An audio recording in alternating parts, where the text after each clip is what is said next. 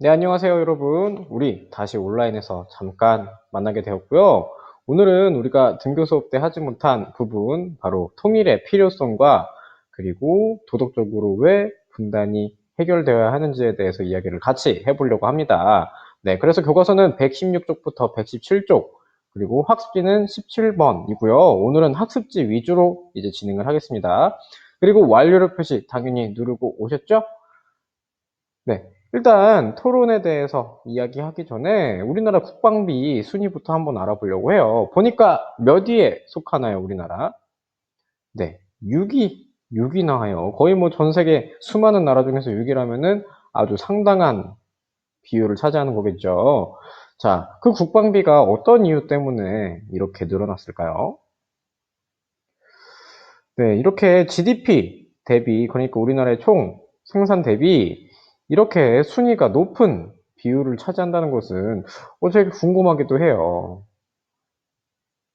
그런 반면에 국방비가 증가하는 반면에 사회복지 지출은 상당히 점점 더 감소하고 계속 증가율도 감소하고 있는 게 사실인데, 어떻게 보면은 복지에 있어서 모든 사람들이 똑같진 않더라도 그래도 어느 정도 삶의 조건을 보장받기 위해서는 복지도 계속 증가하는 게 생길 수밖에 없긴 하지만, 국방비의 비율이 늘어난 반면에 어, 사회복지 비용에서는 조금 부족한 게 사실인 것 같은데, 거의 뭐 OECD 주요 국가 중에선 복지비는 되게 꼴찌인데 세계 국방비는 이제 3위라고 하는데, 우리가 이러한 문제가 조금은 해결돼야 하지 않을까 하고 생각은 해요.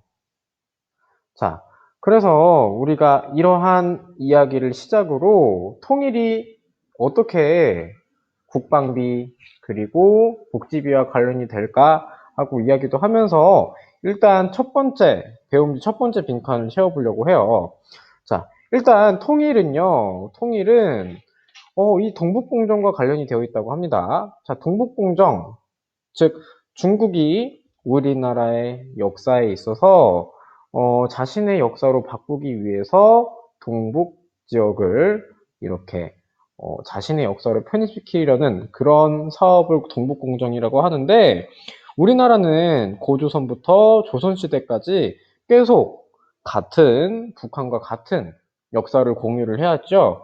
그렇기 때문에 우리가 계속 통일을 하지 않고 분단한 경우에는 이런 식으로 중국의 동북공정으로 인해 우리의 고유의 고구려 역사뿐만 아니라 결론적으로는 모든 역사가 훼손될 수 있는 그런 문제가 있을 거예요. 그리고 계속 우리가 함께 정체성을 공유해온 만큼, 자, 이번에 보시면은 통일은 민족의 동일성을 회복하기 위해 필요하다라고 이야기를 할 수 있는데, 자, 그런데 이해는 할 수 있겠어요. 이렇게 통일은 같은 역사를 공유해야 하고 민족의 동일성 자체를 회복하기 위해서 필요한 것이다. 그런데 우리가 처음으로 제시했던 게 바로 국방비, 복지비와 관련된 이야기였잖아요. 그래서 우리가 경제적 관점에서 왜 통일이 필요한지, 아니면은 어떤 게 통일의 한계라고 생각이 되는지라고 이야기를 해볼 텐데, 자, 일단 경제적인 관점에서 그 배움지에 맨 아래 분담 비용과 통일 비용에 대한 설명이 나올 거예요.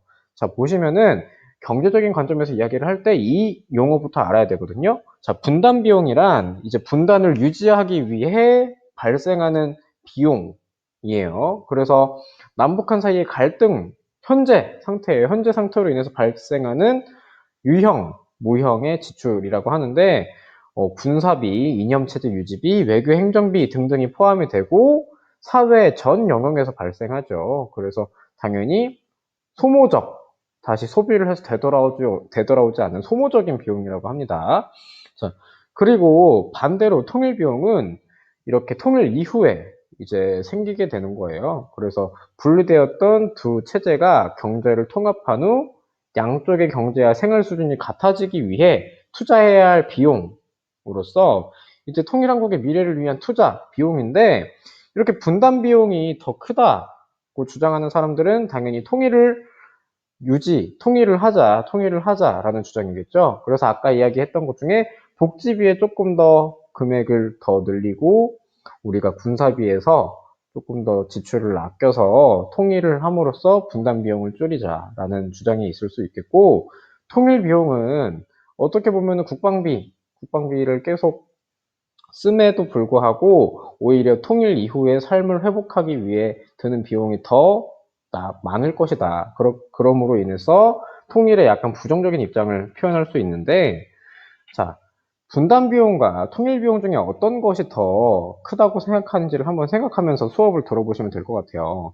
자, 교과서 131쪽에 보시면은 간단하게만 이야기하면은 아시안 하이웨이라고 해서 우리가 통일을 할 경우에는 이렇게 북한 길을 따라서 유럽까지 쭉 갈 수 있어요. 그러니까 당연히 굳이 해외여행을 갈 때 막 비행기를 타거나 또는 물류를 수송할 때 배나 비행기로 되게 높은 비용을 내게 되는 그런 방법이 아니라 이렇게 아시안 하이웨이라는 곳에서 바로 이동할 수 있는 장점도 있겠고요.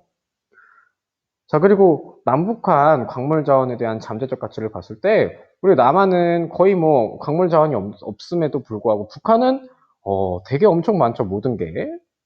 이러한 자원 자체가 엄청 많기 때문에 되게 활용도 많이 할 수 있을 것 같아요. 그래서 현재 많은 부분을 중국으로 수출하고 있다고 하는데, 북한의 광물을.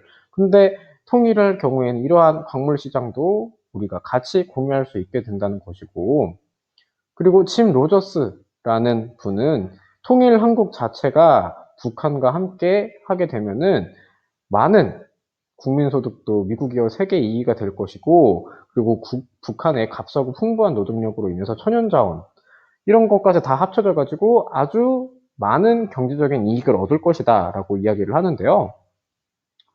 자, 그리고 코리아 디스카운트라는 용어 아나요? 네.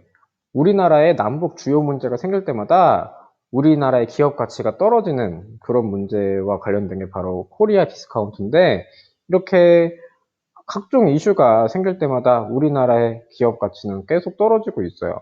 그래서 우리나라가 상대적으로 발전되고 신흥국에 들어가는 반면에 한국 증시는 되게 저평가되어 있다고 하죠. 그래서 이런 식으로 코리아 디스카운트는 우리나라 기업의 주가가 비슷한 수준의 외국 기업에 비해서 되게 낮게 형성되는 것. 그래서 불안한 남북 관계가 이러한 코리아 디스카운트에 큰 영향을 주고 있다고 합니다. 자, 그래서 배움지를 다시 채우면서 이야기를 해보면은 통일은 민족의 경제적인 발전과 번영을 위해 필요하다고 하죠. 그래서 휴전선 대치 상황을 유지하기 위해 드는 분담 비용으로 인해서 이것을 없애고 차라리 통일 비용으로 사용하자라고 하는 것이겠죠. 자, 그리고 두 번째 동그라미 이번에 웅비라는 게 있을 거예요. 웅비란 이렇게 우리가 전략적인 요충지로 위치하게 되면서 통일함으로써 기운차고 용기 있게 활동할 수 있는 기회가 될 수 있는데, 분단으로 인해서 그러한 기회가 막혀 있다라는 것이에요. 그리고 동그라미 3번에 들어갈 것은 북한의 값싼 노동력. 네. 노동력은 지금 되게 우리나라 경제에 있어서도 많은 부분을 차지하죠. 그래서 노동력과 그리고 지하자원과 남한의 기술력이 합쳐질 때 발생할 수 있는 경제적 효과가 상당할 거고요. 그리고 국외자본 투자 효과와 함께 많은 일자리와 직업이 생길 수 있다라는 게 바로 우리 동그라미 3번에서 이야기한 경제적인 통일의 경제적인 관점에서의 이야기라고 할 수 있는데, 근데 과연 분담 비용과 통일 비용을 고려했을 때 우리가 항상 통일 비용이 얼마일 것이다, 분담 비용이 얼마일 것이다 예측은 못하겠지만, 둘 중에 어떤 게 더 소모가 더 클 것인지 고민해봄으로써 여러분들의 통일에 대한 생각을 이해할 수 있겠죠. 자, 두 번째로는요, 군사적 관점에서의 통일을 이야기해 보려고 합니다. 자, 솔직히 우리 한반도는 북한과 계속 갈등을 해왔어요. 천안함 폭침 사건과 함께, 그리고 연평도 포격 도발 사건. 그러니까 이게 모두 다 북한의 소행으로 밝혀진 게 사실인데, 어쨌든 이러한 계속 누구의 책임이든 이러한 갈등 상황에서 생명을 잃고 불안한 상황에서 벗어나기 위해서는 이렇게 통일이 먼저 되어야 할까? 그리고 반대로는 북한의 사과가 먼저 있어야지 통일을 왜 먼저 얘기하냐, 이렇게 이야기할 수 있겠지만, 어쨌든 결론적으로 평화를 위해서 통일도 충분히 매우 큰 해결 방안이 될 수 있겠죠. 그리고 분단을 유지하기 위해서 계속 우리가 주한미군과 함께 하고 있잖아요. 근데 그 군대 유지 비용, 주한미군 유지 비용을 6조 원을 내라고 이제 트럼프 대통령이 이야기를 했었죠. 그러니까 이러한 상황에서 계속 분단을 유지하는 게 평화도 그렇고 군사 비용에서도 그렇고 되게 매우 소모적이고 힘든 과정이기 때문에 통일이 필요하다. 아니다. 근데 또 반대로 오히려 북한은 사과 없이 바로 통일하는 것은 말도 안 된다라고 이야기할 수도 있겠고요. 자, 그래서 다시 정리하면은 배움지 4번에서 첫 번째 가로는 천안함 사건, 그리고 계속 연평도 대남 도발 사건 등으로 인해서 우리가 계속 전쟁의 공포를 6.25 이후에도 계속 겪고 있고요. 자, 그리고 한미 군사협정은 어떻게 보면은 어려운 말일 수도 있지만 우리나라가 주한미군을 위해서 계속 우리나라의 국방비를 지출하고 계속 우리나라가 남한 사람들의 세금으로 그들의 군대를 유지하게 하는 그런 거와 관련해서 계속 우리나라 주민들이 피해를 볼 수밖에 없는 거라고 생각하면 돼요. 자, 그리고 북한의 미사일과 무기 개발로 인해서 계속 우리나라뿐만 아니라 중국, 일본 등 모든 정세가 불안정해지고 있는 게 사실이기 때문에 이런 이유로 통일이 필요하다라고 주장할 수 있겠습니다. 이제 마지막으로는 이제 인도적 관점에서의 통일을 이야기해 볼 거예요. 자, 지금까지 경제적인 관점, 군사적인 관점에서의 통일에 대해서 이야기해 보았는데, 그러면은 이제 여러분들은 어떤 생각을 가지고 있는지 한번 고민을 해보시면서 마지막 인도적 관점에서의 통일을 이야기를 해볼게요. 보시면은 우리나라의 이산가족 사진이기도 해요. 거의 태어날 때부터 이별을 했거나 아니면 어렸을 때 폭탄을 피하는 과정에서 어쩔 수 없이 이별을 하고 몇십 년 만에 거의 백발이 되어서 만나는 이 상황 마음이 아프죠.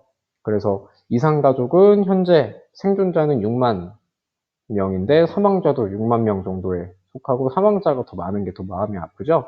네, 그리고 대부분 다 가족 관계, 가족 안에서 이산 가족이 이루어지고 있기 때문에 더욱더 이런 이유로 통일에 더 가까워져야 한다라고 이야기할 수 있을 것 같은데, 자, 이런 식으로 볼 때 우리가 이들의 인권, 그리고 이들의 행복한 삶을 위해서라도 통일을 해야 한다라고 주장을 할 수 있을 것 같아요. 자, 그래서 우리가 빈칸도 채워보고 통일 문제에 대해서도 이야기를 해보았는데, 이제는 다양한 관점에서 통일에 대한 이야기를 해본 만큼 통일에 대한 여러분의 생각은 어떤지 지금 바로 찬성과 반대 의견에 대한 여러분들의 생각을 바로 적어주시길 바랍니다. 네, 그러면은 다음 시간에 뵐게요. 들어주셔서 감사합니다.